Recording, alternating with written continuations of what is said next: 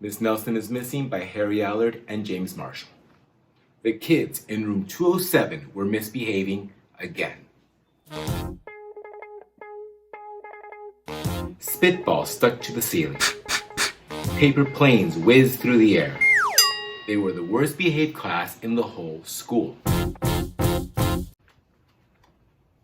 "Now settle down," Miss Nelson said in a sweet voice, but the class would not settle down. They whispered and giggled. They squirmed and made faces. They were rude during story hour, and they refused to do their lessons. "Something will have to be done," said Miss Nelson. The next morning, Miss Nelson did not come to school. "Wow," yelled the kids. "Now we can really act up." They began to make more spitballs and paper planes. "Today, let's just be terrible," they said. "Not so fast," hissed an unpleasant voice. A woman in an ugly black dress stood before them. "I'm your new teacher, Miss Viola Swamp." And she rapped the desk with her ruler. "Where is Miss Nelson?" asked the kids. "Never mind that," snapped Miss Swamp. "Open those arithmetic books." Miss Nelson's kids did as they were told. They could see that Miss Swamp was a real witch, and she meant business. Right away, she put them to work, and she loaded them with homework. "We'll have no story hour today," said Miss Swamp. "Keep your mouth shut," said Miss Swamp. "Sit perfectly still," said Miss Swamp. "And if you misbehave, you'll be sorry," said Miss Swamp. The kids in room 207 had never worked so hard. Days went by and there was no sign of Miss Nelson. The kids missed Miss Nelson. "Maybe we should try to find her," they said. Some of them went to the police. Detective McSmog was assigned to the case. He listened to their story.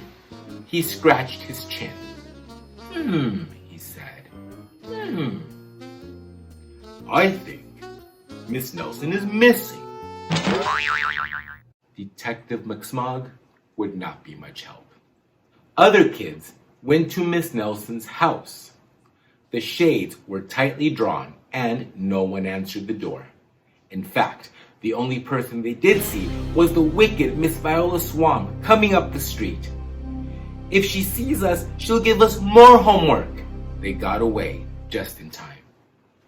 Maybe something terrible happened to Miss Nelson. "Maybe she was gobbled up by a shark," said one of the kids. But that didn't seem likely. "Maybe Miss Nelson went to Mars," said another kid.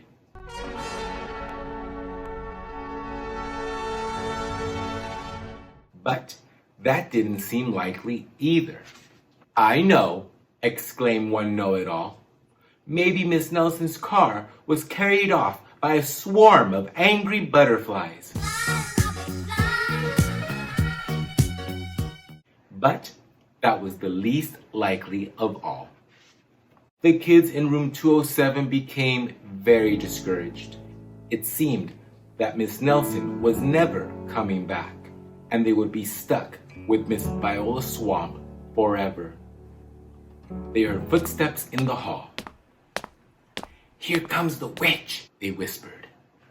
"Hello, children," somebody said in a sweet voice. It was Miss Nelson. "Did you miss me?" she asked. "We certainly did," cried all the kids. "Where were you?" "That's my little secret," said Miss Nelson. "How about story hour?" "Oh yes," cried the kids. Miss Nelson noticed that during story hour, no one was rude or silly. "What brought about this lovely change?" she asked. That's our little secret, said the kids. Back home, Miss Nelson took off her coat and hung it in the closet, right next to an ugly black dress. When it was time for bed, she sang a little song.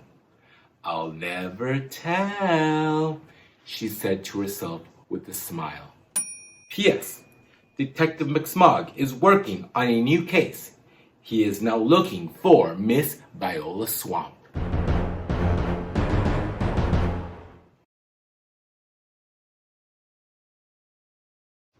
This theater activity has a couple of parts to it. Part 1, I want you to come up with 3 questions that you can ask Miss Nelson.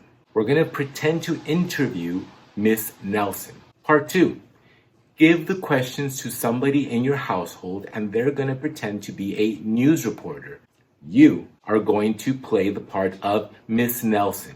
Have your household member ask you those questions that you wrote, and you are going to answer the way you think Miss Nelson would answer the questions. This next part is optional.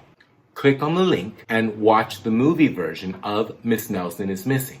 After you finish watching, I want you to compare and contrast. How is the movie the same as the book, and how is it different? Write this down in a journal, or you can discuss this with someone in your family. Thank you so much for watching, and happy playmaking.